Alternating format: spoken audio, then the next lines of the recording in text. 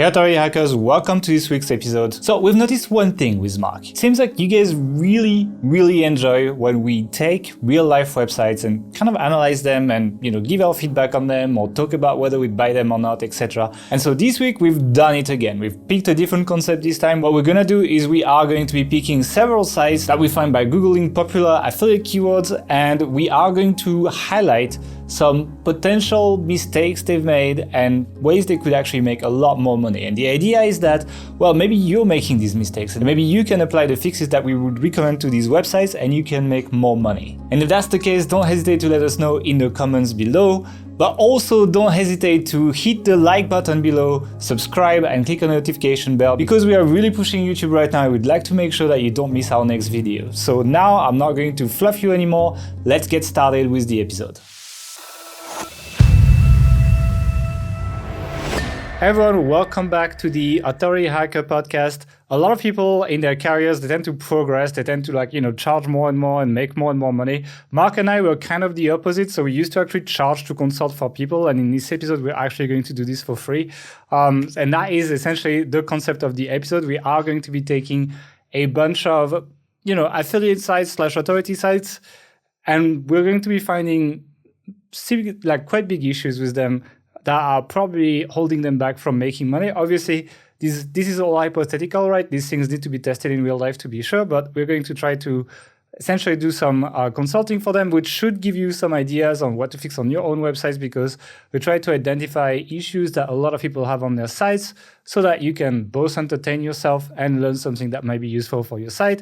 But before that, we all know what's coming now, and that is, what the hell is going on, Mark? That's not the question. The question's how's it going, not what the hell is going. That sounds like, I don't know, a bit more aggressive. Don't know how to respond to that. I just went for a different style and now realized it didn't work. So let's just pretend we're cutting it. I don't have too much life updates, but one interesting thing is that we decided to move our microphones slightly closer to our faces so we sound like we're on the radio more. Does it make us sound like better? I was explaining sound engineering to Mark. The two articles I've read about it. I'm not a sound engineer, right? Your definition of my sound two queries engineering. on Google. Further away sounds bad. Closer sounds like radio. That was his explanation. Yeah, it sounds like this late night radio host, So if you're on that kind of 4 a.m. radio voice, then you talk really close to the microphone, and we have these kind of microphones that do that. So if you want to do that, and then if our sound editor can just increase the bass a little bit, that would help with that. The effect bass? as well. You mean the bass? The bass. Okay. Bass fine. is a type Never of mind. fish. That's what I meant. It's just sound engineering you couldn't understand possibly. It's just like industry lingo, man. It's just you don't know about it. All right. Let's move I on to actual marketing people didn't stuff. come for that. We'll get the fishing report at the end. Okay, we'll do the fishing at the end. But now let's jump into the first site. And actually, I'm gonna do the first one. And the first I'm gonna be talking about is a pretty cool niche. Actually, it's called MySubscriptionAddiction.com. I don't know how many people are addicted to subscribing to things, at least not consciously. But the site is surprisingly getting a lot of traffic. I was very surprised. According to Ahrefs, they get pretty much 500,000 visits per month. And they used to be close to 1 million. So it's and they review, as you could guess from the name, subscription boxes. There is a lot of these things in the US, much more than you would imagine. A lot of these small companies, etc. And actually, a lot of these companies have affiliate programs. Not all. I think they do need to negotiate probably deals with some of them. But given their size, I think they can definitely pull some deals. And it's very surprising how well this site is doing in terms of SEO. But as you will see, there are other aspects of that site that are not doing so well. And I was very, very disappointed given the amount of potential they have at what they've been doing. And so I'm just going to jump into their problems right away. I think that makes more sense. I just gave you some context. The DR68, by the way. So it's like high DR, but not unreachable for people who stick to a site for several years, We've had sites, not around that DR. I mean, Authority Hacker is higher DR than that, for example. So that it's possible for even small people to build a site like that. I think it's a cool niche to look at if you haven't looked at it yet. The problem with that site, the main problem is that the formatting's all over the place. I don't know who the hell is a designer, but it's terrible. Basically, I put some examples in the note mark, and we're going to overlay them in B-roll so people can see. But there's some parts of the site that are underlined, that are clickable, and some parts that are not clickable. So like random UI element in, like, for example, I was checking the best makeup subscription box article. You can see that they have the 16 best makeup boxes our readers recommend the most. You'd imagine that this is clickable. You try to click on this, it's absolutely not clickable. It doesn't work. And then when they link to the actual box, when they make a roundup preview, they underline the name in the H2, and that is clickable. And that's the only way you can click to actually reach the website of that box. And there's no button below that. And a lot of the headlines look like buttons at the same time, but they're not clickable. Basically, it's a fucking massive mess in terms of CTA and usability. It's breaking all the codes of the internet to try to be a little bit fancy and fashionista in the fucking web design. And it's confusing to most users, I would say. I see you want to say something about this. Yeah. It's actually not about this. It's about you. Speaking of a fucking mess, I think I'd like to revise my answer to the how's it going, Mark question to it's going really bad now. I've just tried to open all of these Google Doc links that you've shared in the notes, and they're in some secret part of your Google Drive, and they're not shared, so you're the only person that can access them, which is, for those who don't know, aside from bad intros and content, it's my number 2 pet peeve in the world is when people do that. We actually have a meme, a custom Slack emoticon for one of our team members who used to do this a lot. And whenever someone does that, we just post that in Slack. So, all right. So I just fixed this. We just cut this. Sorry, guys. Fix now. Fix the mess. But let's go back to the website. They also, in their introduction and in their conclusions for their roundup previews, which gets like tens of thousands of visits per month, they don't actually even mention the main product, the product they recommend as well. So there's basically, their call to actions are all over the place. I would say their click-through rate is probably very low to their call to action, and that's probably costing them, 5 or 6 figure per month, given the amount of traffic that they're getting. And that is pretty impressive how bad that is and how bad the design is. On top of that, if you open the site on desktop, it's extremely wide and very, very hard to read. You will see that the fonts as well are a very light color, which kind of like doesn't contrast enough with the background, and it's like, they make really big paragraphs as well without images, etc. So the whole thing is great content. Actually, I checked the readability as well. I checked it on Grammarly, etc. It's well written. It's all done pretty well, etc. But they don't break down their paragraphs. They don't do anything. Stuff that looks clickable is not clickable. They don't have buttons to call to actions. The fonts are like pretty terrible, etc. And they do the same with single reviews as well. So I actually showed you a link to this GQ, best GQ box or something. And again, they have really, really bad CTAs. So when you actually look at this on the review, you will see that there's no button. They have a coupon for it, for example, and they just say coupon expiring soon. And then at the end of that paragraph, they just say, just use this link. And then it's just like underlined. The link is not even a different color or anything like that. And that is their call to action, basically. So people that skim the content will never find their links because they have no link color. It's the same color as the text. I kind of wish you hadn't shared these images with me now. I'm looking at them and it's just like, my eyes. This is pretty bad. Horrible. Yeah. But can you imagine getting like this much traffic? Because Ahrefs massively underestimates traffic, right? So although not as much anymore. They changed that last week. I have a video about that coming out. Did you recheck? Soon. I rechecked it. Yes, it's gotten more accurate and more like higher. The estimations are all higher than they were previously. Cool. Okay, so it's probably but it's still a bit underestimated. Still underestimated, yeah. Okay, so like they probably get more than 500,000 given that it's almost at 500,000 Ahrefs. Yeah. So they basically do that, and on all their call to actions, and if you look at the headlines, you see they make these boxes as well. Like, and it looks like a button, and you click it, and it's not clickable. It's like underlined and everything. So the thing with all that is crazy, right? They've done the hard work. Like the content itself is good. It's just all the formatting, organization, presentation, which is relatively easy to fix. So I think if they did that, they would really like increase their revenue quite significantly. Yeah. So in my opinion, this deserves a full redesign. Like this needs to be fully redesigned, and you need to fire the current designer and put someone else in charge because this guy is costing you a fuck ton of money, and that is kind of amazing. Like pick a color foldings, put a blue color or a pink color, whatever you want, but like make a standard color foldings. Every time you mention a product as a section, when you make a roundup preview, for example, for each item, at the end of that section, put a button so people can go and check the website. And, that's your affiliate link and you will make some money, especially if the button has a decent color and stands out pretty well. When you underline things on the internet, it means they're clickable. So don't underline things that are not clickable all over your UX because that is very confusing to the user. They're going to try to click on something. It's not going to work. And then next time they will see your affiliate link, they will not click on it because they will think that it's not clickable. And it's just going to be like very, very confusing. Work on a typography that contrasts better with your background. Make it a little bit black, like more black or something. Make the site layout more narrow. There's a reason why newspapers are laid out the way they're laid out, right? Newspapers don't write along the entire width of the page. They make small columns, and you read through the small column because that has a good retention for the reader, and it's easier to read. And it's kind of the same for a lot of websites. A lot of people make their websites columns too wide.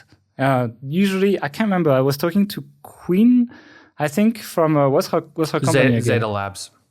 Yeah, so I think she was telling me we ended up at like 650 width on pixels. It was pretty narrow. It's not that many characters that you can put. I'm pretty sure like they should cut by like 30% or something. So basically, it's too wide. It's not very easy to read. And break down your paragraphs, please. I mean, people can see when I write like the newsletter, for example, on Authority Hacker. Yeah, it's kind of like the opposite of what they do. It's like I'm writing 3 words and I go to the next line, etc. I agree. Sometimes I overdo this, but I think it allows people. It makes it fresh and easy to read, and you feel like you're progressing through the content, and so you're more likely to keep reading versus like you're still staring at the same huge paragraph for that, By the way, our newsletter comes out every Friday, and Gail basically writes a mini blog post there, like stuff that just wouldn't work on Google because of search intent and all that, but like some really cool stuff, and we've been getting some really good feedback from you guys and our support recently. So I appreciate everyone who's let us know what they think about that. If you want to subscribe, authorityhacker.com/subscribe, and you can get a new email pretty much every Friday from us. Yeah, we could probably criticize that subscribe page on that podcast too, by the way. Just to say that we don't just give shit to people that don't give shit to ourselves. That subscribe page needs work. We have a bit of a redesign coming up, so when that comes up, probably will be working on that. But yeah, the newsletter has been pretty cool. I will actually mention that in my second example. But in this case, it's an example of a site that did all the hardest part, like getting that much traffic, getting all that content up, ranking number 1 for an incredible amount of keywords. It's not that big of a niche, but because they rank number 1 for so many keywords, that's why they get so much traffic. But they're shooting themselves like with a shotgun in the foot, for their money right now. And it's as you can guess, it's painful when you shoot yourself with a shotgun in the foot. And so it's pretty painful to watch. And that was my first example. I'm pretty sure we can more than double their revenue if they actually implemented that. They don't even need to do anything else, and revenue could be massively increased. So if you guys are listening to that podcast or you know someone that works on that website, because every time we mention a website, I seem to get a message from the person who owns the site or works on that site. Yeah, to make them listen to this, because I think it's a huge opportunity, actually. All right, let's move on to the next example, which I've picked out here. It's a website called VPNSurfers.com. It's a 1-year-old site, DR35 in the VPN niche, which is highly competitive, but also a lot of money at stake there. I mean, some of these VPN software guys pay $80 plus per conversion, which is pretty impressive. And that's why there's a lot of competition from not just big authority sites, but like big tech sites start writing about VPNs as well. And PC user Mag, the user authority to be able to get on page 1 for a bunch of these terms. And so you got to compete with those people as well. VPNSurfers only has about 1,000 traffic, according to Ahrefs at the moment. Probably have a bit more than that in reality, not only because Ahrefs tends to underestimate a little bit, it's pretty reliable in how it does underestimate, but it underestimates, but also because the site's growing quite quickly and Ahrefs can take time to kind of just catch up a bit if a site's growing really, really quickly. So as I was looking into this, one of the first things I always look at is this a real site? Is this a real person behind it? Who's kind of responsible for this? And I found this lady, Madeline Hodson. Looked her up on LinkedIn, doesn't exist, reversed image searched her, no other mentions except I found her on another site called privacysharks.com. And I'm just really confused why these two sites exist, because they're basically carbon copies of each other. And we'll get into some of the nuance of that in a little bit, but they're both, I thought, okay, well, maybe sometimes someone has an established site and then they build a second site in the same niche, to capture more of the traffic because it's working really well. But these two sites started about the same time, about a year ago. And they're both kind of in a similar position growth-wise, or traffic-wise at least.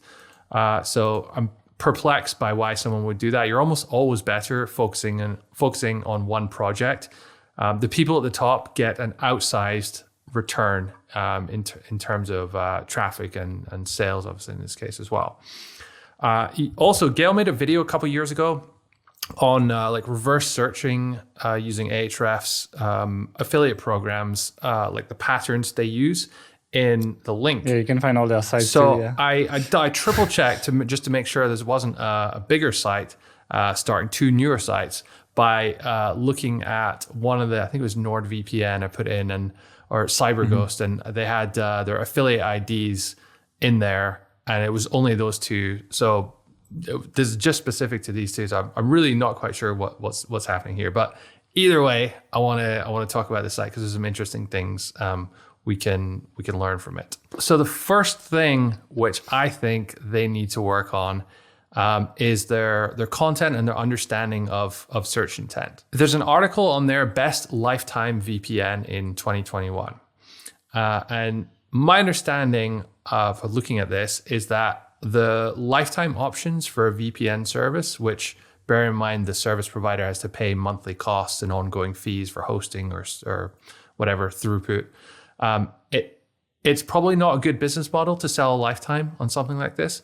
And there have been cases where lifetime VPNs have gone out of business, but they don't address that at all. They don't even address a lifetime VPN. They address what is a VPN. Like it starts off by explaining what it is. So you have to think of who is searching for the keywords best lifetime VPN. What do they already know? They probably already know what a VPN is. They probably already looked at pricing on some. They're probably thinking, oh, well, if I'm paying for a few years, can't I just get a lifetime deal? What are the options? They're trying to discover these things.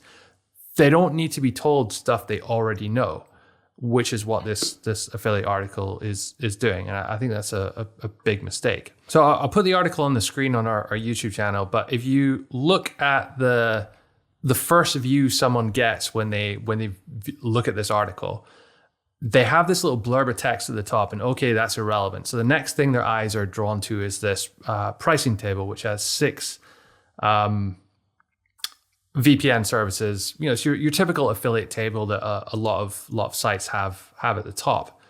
But it's really sort of confusing because, and I'll get into some of the CRO issues a bit with them, but none of these VPNs have lifetime deals, and I'm looking for a lifetime VPN service. So there's just a big disconnect between what someone's looking for and what they find on the page.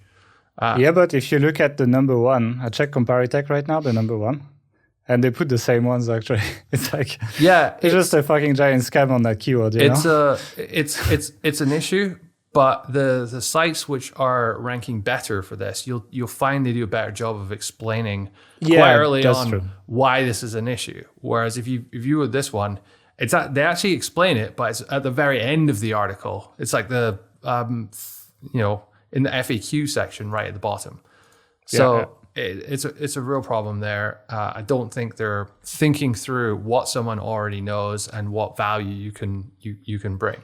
Yeah, Comparitech does explain that before they bring out the same VPNs. They actually say, hey, like they might go out of business, etc. Like it's much more sensible to the query than this site.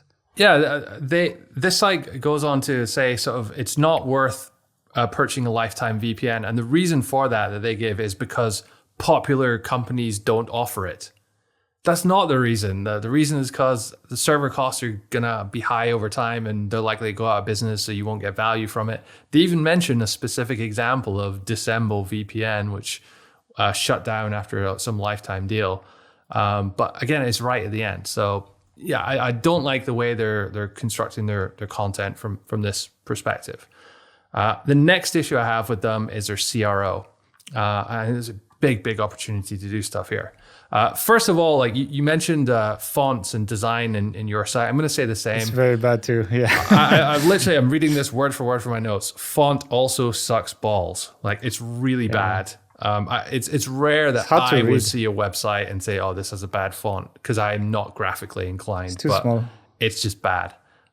Quick fix, but at the moment doesn't look very good. They also have these weird category buttons at the top of the article, which they're a little bit distracting. I get what they're doing there, but it almost feels like, should they be part of the article or not? It's like it's not really in the menu area. So they should put it in a drop-down menu instead. Now, that's kind of the better way. One of the most interesting things I've seen about this site, and this is the first time I think I've ever seen it, is in the affiliate table, the like top 10, they've got top 6 at the top, although they have a show more button.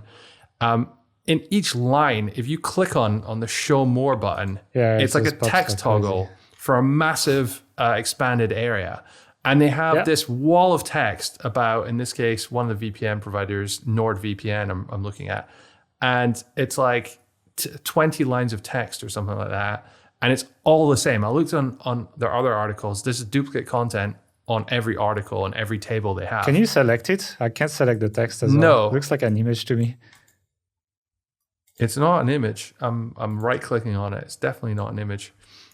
Yeah, it is. It is a paragraph. Yeah. It's just I can't select it for some reason. So it's I have the same issue. There's some weird stuff going on. Maybe they're trying to hide it or something. I'm not sure what's going on. It's a bit weird. One thing which I did think about though is they have in this text toggle geolocations available, and they just have a list of I don't know, like 40, 50 countries or something like that. So I'm wondering if that's a way for them to like sprinkle those country keywords within an article about best lifetime VPN. So you end up ranking for best lifetime VPN in Croatia or Turkey or these small keywords. So I'm not sure if that's what they're doing.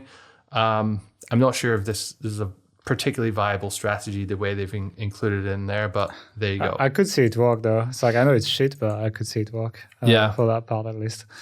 But like a lot of people are starting to do a lot of this drop down stuff. Like you can see on top as well, the introduction has this show more button.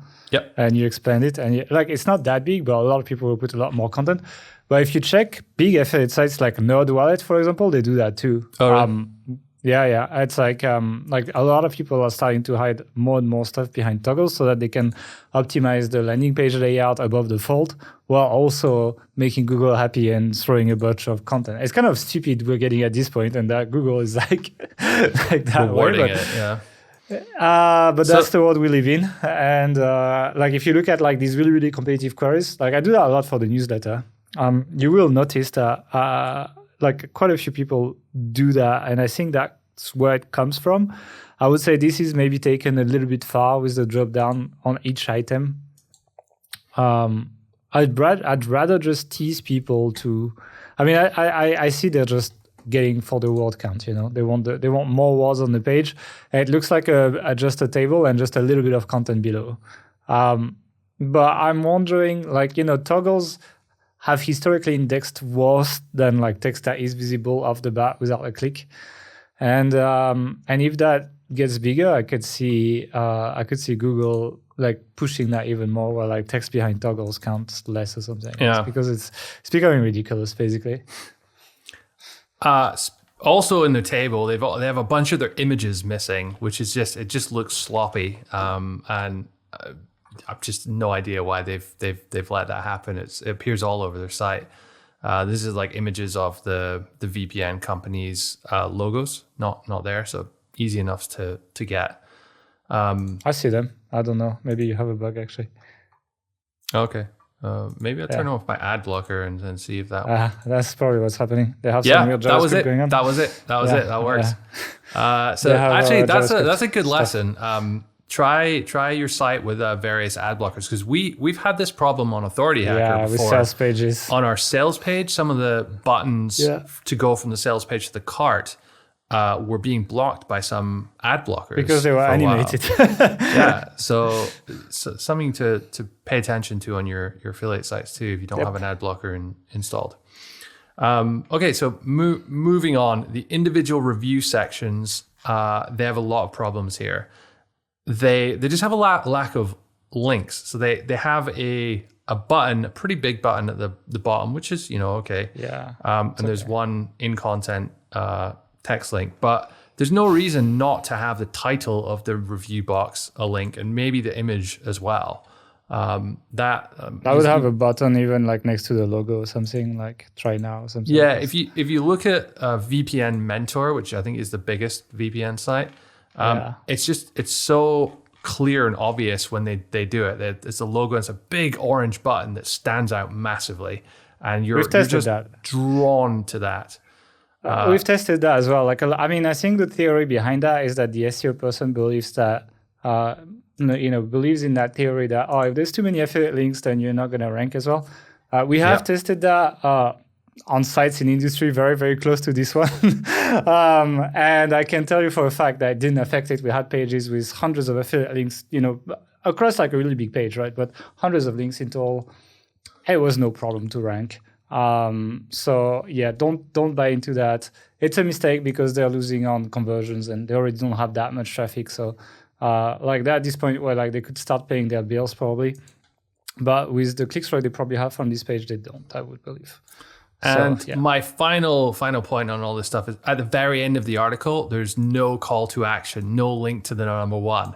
It's just the author bio, and there's a link to their category page there, and it's not very well thought through, to be honest.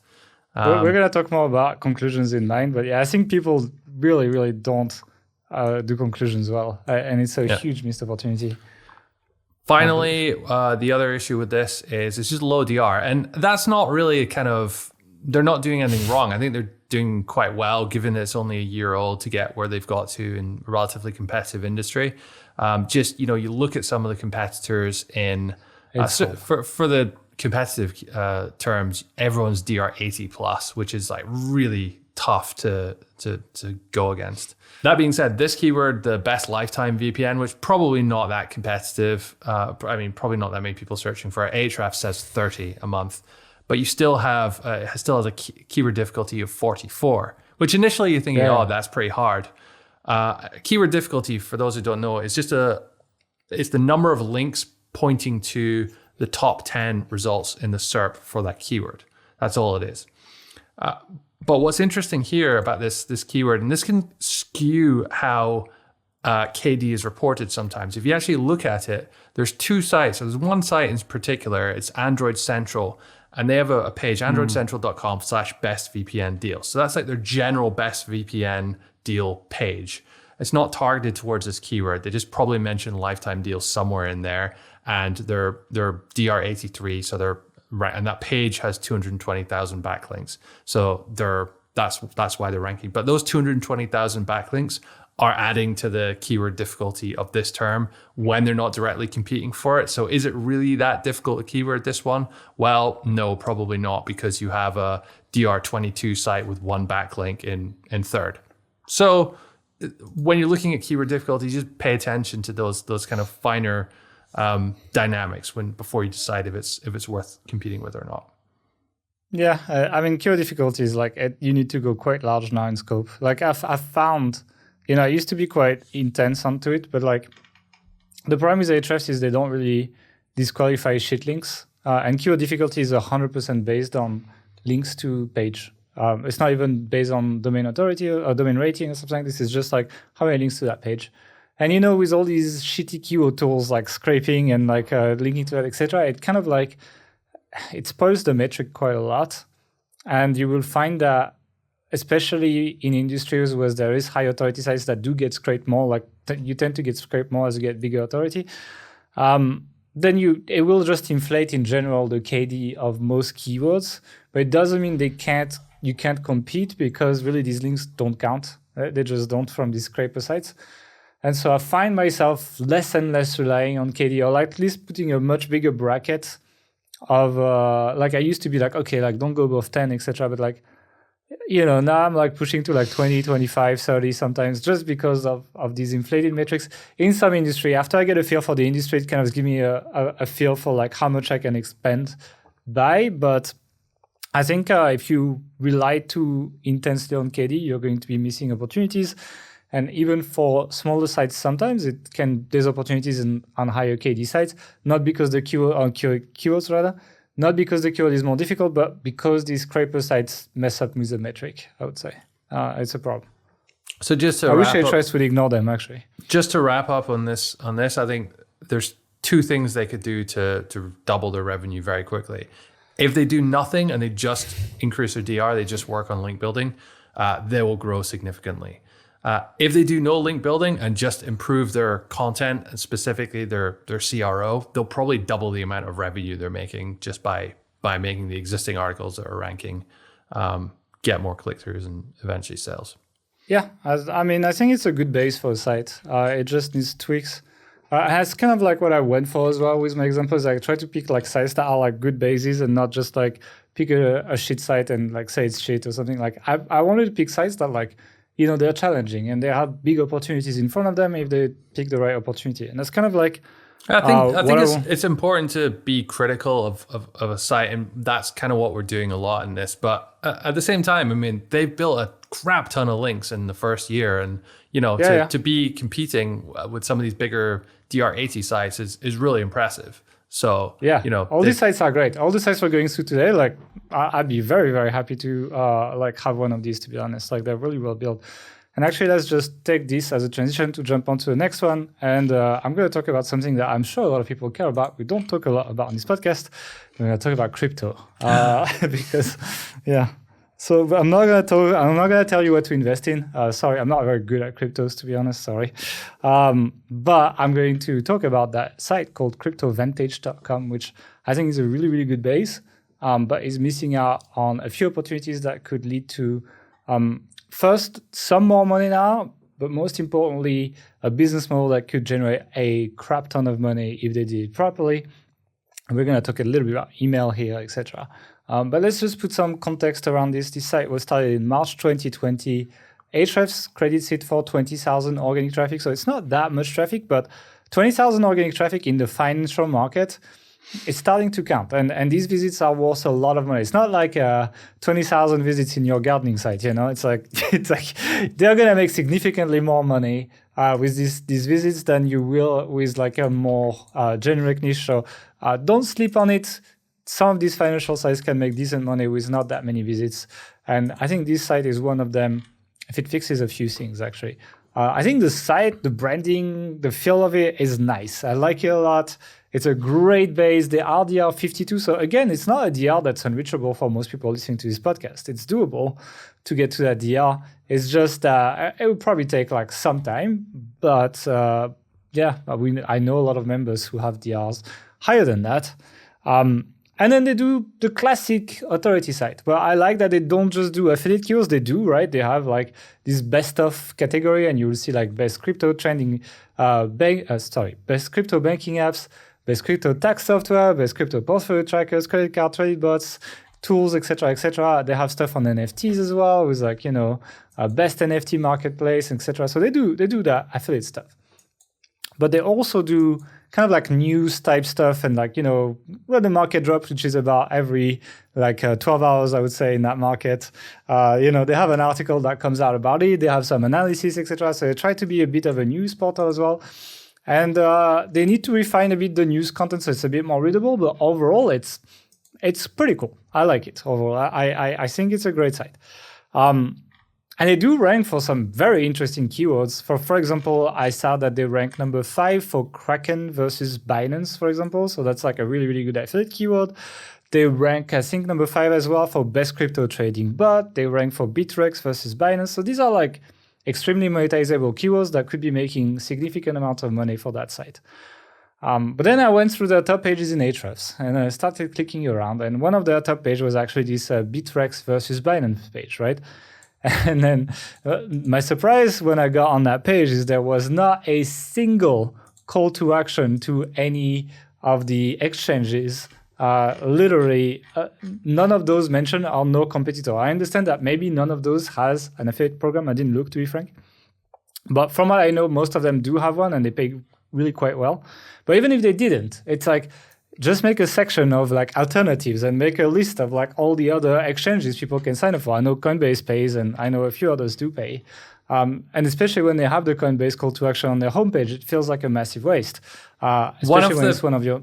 One of the big reasons to use an affiliate link management plugin like Thirsty Affiliates is to, if they don't have an affiliate program, then you can still use this to link to them.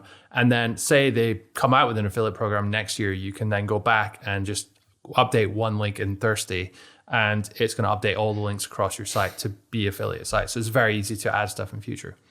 We've done that quite a bit. Yeah, it's like you can just do that and it just allows you to instantly monetize when an affiliate program comes out. Actually, Mailshake just released an affiliate program. I'm sure we have hundreds of links to them on Authority Hackers. It's something we should be looking at. But yeah, all the time we were recommending it before, we didn't get paid. Now they just released an affiliate program, maybe we'll make some money. That's not the topic. The topic is that they have several of these under-monetized pages on the domain. And I think when you get 20,000 visits, it's like, you know, it's a good beginning, but it's not the point where you can waste that traffic and like not monetize these pages. Especially, I believe they have a significant investment in that site. And I think if they monetize these few top pages and really revisited their top 50, that would be a massive opportunity. The second thing that I was quite surprised with is when you go on the homepage, you see that they have a giveaway on top, a contest on the yellow hello bar, where you can win $1,500, $1,000 or $500 to invest in crypto. And it takes you to a Gleam giveaway. I'm wondering if they checked my really old blueprint on Authority Hacker Pro, but it's set up exactly this way, so it's interesting. And one of the call to actions is signing up to the email list. And it comes up a few times throughout the site, signing up to the email list. So I was like, oh, that's interesting because in the financial market, like people are not looking to like invest today and then never invest again tomorrow, right? The financial market, building an email list, it's like the holy grail. You can sell people again and again on extremely well-paying offers. And that was something I would do, especially given the fact that these guys are investing quite significantly in info content. And so I signed up to the contest, I signed to the email list, and I got absolutely nothing. Crickets, not even a welcome email, nothing was set up, etc. And I felt like it was a massive opportunity for them to like even email back with like a welcome email, then maybe 24 hours later be like, hey, here's the best crypto exchanges, go check them out, and bam, all your affiliate links paying like $150 per sign up, etc. And just have at least a mini autoresponder or like take care of your email list a bit. But nothing happened when I signed up. And one thing that came up to me when I was going through this site, I got some Fool.com vibes. I've made one of the newsletters about Fool.com on like how to make 8 figures with SEO. That was the email, like super clickbaity. Hey, I need people to open the email. Sorry guys. But that was a cool one because I broke down how Fool.com makes actually 8 figures per year. It's in their, they have their revenue publicly listed and they make that much. And they don't make it by promoting affiliate offers. They make it by selling their own info products in the financial market. But the really interesting part is how they take their SEO traffic, like through like random clickbait articles that either people share or rank on Google. And then they write conclusions to their articles that always say the same thing. If you want to learn how to convert to products with info content, go read articles on Fool.com. Please do that. It's an education for you. And you will see how the conclusion every single time says, oh, but there's better. There's these top 10 stocks. If you pick them, you're gonna be making like you're gonna beat the market 3 times or something like this. Every single time it sends you to like this free opt-in to know the 10 stocks, and then eventually they upsell you to your stuff. Now, I'm not saying that these guys need to do all of that. But I'm saying if these guys were taking that, like making a lead magnet, for example, where like, here's like 5 altcoins that these 10 whales invested in or whatever. And then essentially at the conclusion of every info article, led to that, they would be getting so many email leads, and then they could have this autoresponder make money on autopilot for them, promoting these exchanges, promoting, some, I guess, can you affiliate IPOs? I'm not sure. ICOs, by the way. Or ICOs. Yeah, you see how good I am at crypto. ICOs, probably in some way. I think some of them have affiliate programs, right? So like that's the kind of opportunities for a list like that, right? Where to monetize this kind of stuff, monetize with exchanges, even send info emails and then just have like links to exchanges at the bottom, etc. And really like build up that audience. Even if you have 20K visits per month, if you can get a large percentage of opt-ins from these people, and these people are investors, yeah, there's decent cash to be made. And I would love to actually run a site like that. It's pretty fun, I think. So I think that is their weakest point, is they don't understand this building the audience. And I think when you have low traffic and when traffic is hard to come by, like in a financial niche, this is how you make your site take off, even if your traffic is not skyrocketing in like hockey stick in Ahrefs, So here's what I would do with that site. I would first review the top 50 pages that are getting the most traffic and both reward their conclusion, but also make sure the call to actions are here, like this Bittrex versus Binance page that gets a lot of traffic and is not monetized at all, and it's a huge waste. I would have an exit pop-up on all pages, including affiliate pages, that has this altcoin CTA for like a lead magnet or something. Maybe on these affiliate pages, you can make an exit pop-up that sends people directly to the exchanges. It works quite well as well. I would have an on-page load pop-up for info content. So like the content that is not directly monetized with like a direct affiliate offer is not as strong of a buying intent, then I would promote my lead magnet on page load. That's what gets the most opt-ins. I would build up regular emails, like much more than what they have now. I think they might be doing one a week, but I'm not sure. Mixing news, but also promoting these exchanges. And I would massively rework how we write conclusions. I would really make my writers study full.com, because these guys are geniuses in how they take social media and search traffic, all that free traffic, and make millions and millions with it in the exact same niche. And if you want an education, really go and check full.com. And I think this site is a great starting point to build a similar business. All right. So the next one I have chosen is HighGroundGaming.com. And I like the name. As far as I can tell, it's a pretty old, about 8 years or so old gaming site run by what looks like 3, real gaming fans, definitely real people. Probably started this. I get the impression this site was started a long time ago, maybe as a bit of a hobby, fun blog, people just writing about how to, do well in League of Legends or, best multiplayer games for Xbox, things like that. They have a really quite diverse range of content on their site. They have these, let's say, just information for gamers, and then they have like hardware section as well, like the best microphone for gaming or reviews of specific headsets or keyboards or things like that. And I know that's a very profitable affiliate space because the products are quite expensive. And there's new ones coming out all the time, so people tend to upgrade these things fairly frequently. The site is DR44, which isn't very high for an 8-year-old site. It has about 100,000 visitors per month, according to Ahrefs, but that's actually down from 400,000 a few years ago. So it's been on a sort of slow-ish decline over the last few years. I think there's many issues with this site.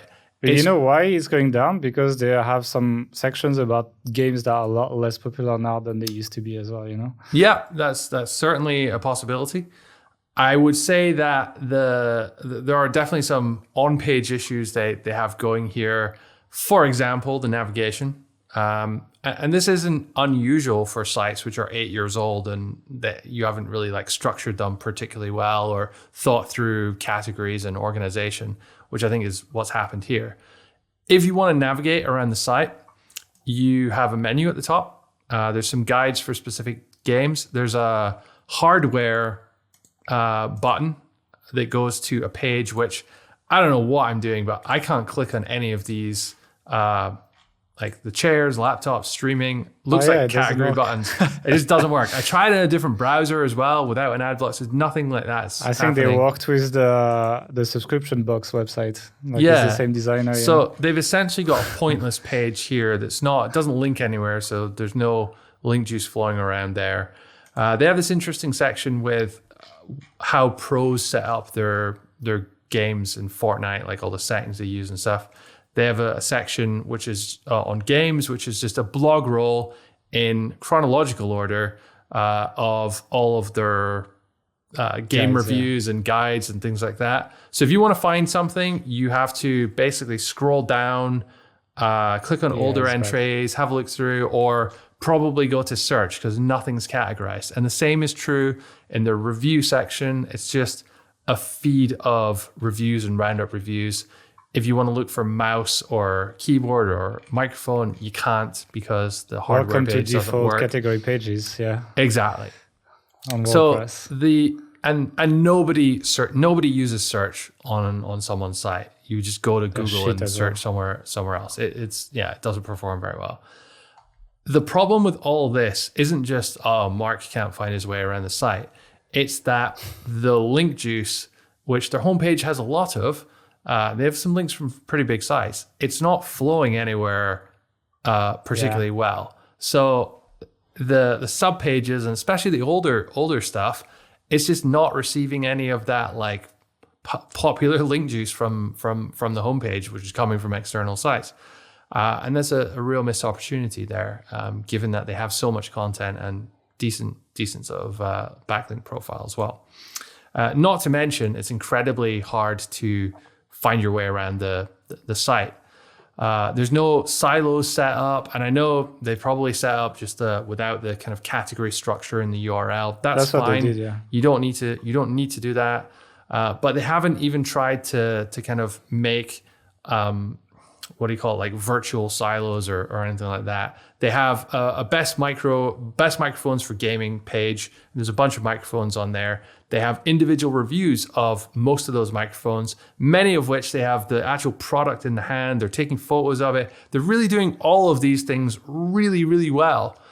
But you can't navigate from one to the other. There's no organization or category system. They're both just dumped into the reviews blog roll, and there's no internal linking as well, like zero almost. It's bad. They only link out. It's bad. They do. I've seen a few internal links. Yeah, there's one or two, but not great. Yeah. So this site would benefit, I think, from an audit of the site structure, the internal linking, the navigation, and I really think that would have a big impact once it's done. It gets quite difficult to do. I know when you have sites which have thousands of pages, which are 8 years old, it gets really difficult to manage that quantity of content after a while. But the reward for going through and fixing it is going to be quite significant. I think you can make it quite simple. They just need to build like simple hub pages, So it's like they just like make a page that's like, they fixed their hardware page. That was kind of the idea, I guess. But then you click on microphone and just make a list of text links on the white page. People who are in the AutoSite system, go check the case study site. That's pretty much what we did, and it navigates quite easily. Within like 3 clicks of the homepage, you get to any content page, kind of. And you don't need to make it more complicated than that. It's just like, don't be afraid to make it a few levels deep so that like any given hub page doesn't end up with like 300 links, And make a blank page with a list of links. Sometimes it's enough, and even if it's not extremely well designed, it's easy to navigate at least, Yeah, and it gives a lot of context to Google because you can use the anchor text, and it's like text linking to pages, etc. So yeah. The next issue I've identified is their lack of focus. So they've spread themselves too thin on content in each category, and it's a mess. It's all over the place. The actual content which they're writing is excellent. It's very, very good. One of the best examples of content from an affiliate site we've talked about on this podcast, to be honest.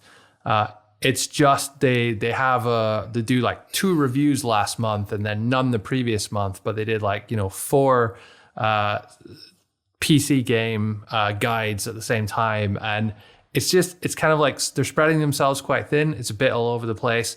Their monetizations, they've got a mix between ads. They're using Mediavine, which is good, but they also run affiliate offers mostly to Amazon, which is okay. For the hardware stuff. I'm not sure where they're making most of their money, but they have content everywhere. They have Facebook, YouTube, Instagram, every social media platform. Nobody likes any of their posts on Facebook. They have like 1,000 fans and just no engagement, but they're making decent posts on there, like nice images and stuff. I think they're wasting their time. They're totally wasting their time on there. Yeah. They have making posts on Facebook in general is kind of a waste of time these days. They have like 10 YouTube videos over the last couple years, and they're good. Don't get me wrong, but they're not. Yeah, it's not 10 like videos. You need a lot of content on a regular schedule to be able to make any of these platforms take off. So what you want to do is you want to pick one thing and just do that thing really, really well. So it could be their guides, and they just need to focus on that, just do that, and then make money off of ads. Maybe their hardware reviews. I suspect it's the guides, but this is probably why they're declining in traffic over time, slowly and steadily. I think game guides well. is not that great of an idea as well. It just gets out of fashion too fast. I mean, you could say the same thing about hardware, but everyone's always buying. No, because you need a new keyboard. You always need a keyboard, even if your hot pages can rank forever. You can always rank for like best mechanical keyboard or best gaming mouse, best high DPI mouse, etc. Like you can maintain these rankings and then just change the items on it. So while the individual items do change, I think there's some permanence that you can build into that. That can be quite interesting. I think their content is good enough as well that they can write about like how to set up your desk for gaming and these kind of like keywords that will be more evergreen than like another Fortnite guide and it gets patched and it's just not the same, They have have an email list as well. I didn't test it out to subscribe to it, but their opt-ins are shit. It's the standard. That's most people. Subscribe to get the high ground report, which is like just some information. Like you're subscribing to get their blog posts, and it's like nobody does that. Nobody cares. You need to give people a compelling reason to opt in. So that's some piece of content that they can only get by opting in. Half done. Yeah, like the same, like the YouTube channel or something. I think they're trying to take too much. They are. So if you're not going to do one of those things properly, don't do it. Free your time and just focus on the things which are making you money and moving the needle. They've thrown a lot of the shit at the wall over the years, and some of it has stuck, but there's a lot there that just they need to cut the losses and double down and focus. Finally, I had a look at their affiliate content, and there is some pretty big optimizations that they can do there as well. So they don't have any initial call to actions at the top of their article. So I'm looking at best modems for gaming, which according to Ahrefs is one of their biggest pages in terms of traffic. And right at the top, there's just the answer, like which is the best one. It's not there. They don't have a link to it. You scroll down, and then they have this table, a standard affiliate table. It's not very well thought through because there's no order from it. Is this who's number one? It doesn't say. It's not ranked. I presume it's the one at the top. I'm not sure though, because there's no way of telling that just by looking at it. No buttons too. There's no buttons. You can click on the name to go. The image doesn't work, which is another option. But one thing that frustrates me a lot is in their table they've got cost as a column. And they've quantified that by a money bag icon. And I think it goes from 1 to 4. I haven't seen a 5, so I'm not sure. But you know why they do that? Because the prices change all the time. They do that because of that. And because on Amazon, you can't, unless you use the API, which isn't too difficult to set up for a site like this, should be able to do it. Yeah, but just don't do it, to be honest. You can't do that. So they've tried to quantify, is it a budget, kind of intermediate, more expensive, top end? That's what they're doing. except the way they've labeled it, it's cost. So does a cost of 1, does that mean a low cost, or the value for money is low? Like, which is high and which is low? It's not. Is 2 bags exactly the double of 1 bag? It's not super obvious. It looks like these Facebook images, like, oh, if you're the top 5% smartest people, you can answer this one. And it's like 2 bags equals 3 and 4 bags equals. So the modem at the top of the list, it has a speed of 2,500 megabits per second and a cost of 3. But number 4 on the list has, number 5 on the list has the same speed but cost of 2. So by the information displayed here, shouldn't that be better? And I know there's a lot more to it than that. It's really confusing and not very compelling the way they've presented the information on that on that table. So it's a big source of confusion, I would say. The product sections, same as the VPN site. They're not linking to the product from the title. They do have a button which is kind of okay, but it just doesn't look great. I think if they spent half the time they spent making Facebook posts, making this bit look better, they'd make a hell of a lot more money. That's for sure. Yeah. And again, no call to action at the end of the article, so that's a waste of opportunity. Yeah. They explain their process at the end, which is kind of weird. It's like, oh, I've read the whole article and now you tell me how you did it, which is like, yeah, you should tell me that before. Yeah. Yeah, I mean, conclusions in general, it's like it's one of the most underestimated part of content. Like if people read your whole page, they're really into it. Like sell them something, like send them somewhere where it's going to make you money. Most people just close their content and yeah, it's like, well, see you guys later. And it just leave it. It's kind of like when we finish the podcast, it's like we're terrible. Although we did send people to the newsletter today, so I guess we're not. We're not that bad. It's like I like to be as hard with us as we are with people. I think that's the fair way of doing things. But yeah, I think the conclusion could be done better. Anything else to add to this site? No, just with both of these sites that I mentioned, I don't think they're particularly bad. I think there's just so many quick wins that's like it would transform them, honestly. But sometimes it's very hard when you're working on the site to like see these quick wins. Yeah. And it's like I'm sure people are looking at our stuff. They're like, these guys are fucking idiots. Yeah. Like, they're just like missing all this stuff, etc. They're talking on their podcast. They do this podcast instead of like fixing this on their site. What the hell are they doing, etc. So it's pretty easy to criticize from that point of view. And I want to emphasize that as well because it's like I don't want to like take people like I know everything and you guys don't know anything, etc. It's definitely not the case, and very, very often it's hard to identify what you should be doing when you are external. And that's why things like Mastermind, for example, are quite useful and so on, and meeting people who are in the same industry as you and like sharing some of your stuff and they share some of their stuff. You kind of have a pact of non-aggression, I guess, when you open up. And you do like get some different perspectives, and that often helps you uncover these low-hanging fruits. And I'm telling you go on our sites, you'll find a bunch of stuff that we could do that we're not doing right now. And to be frank, for example, I've been criticizing conclusions.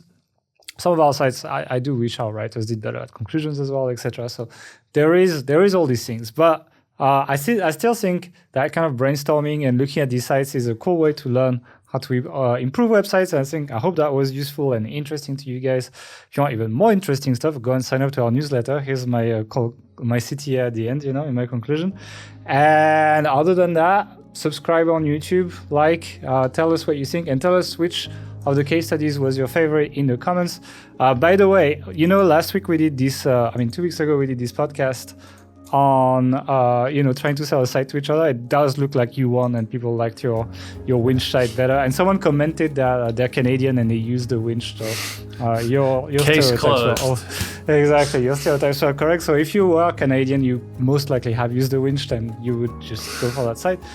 So the more popular we're in Canada, the more people side with Mark, basically. So anyway, thanks for listening. Subscribe, go sign up for the newsletter, authorityhacker.com/subscribe.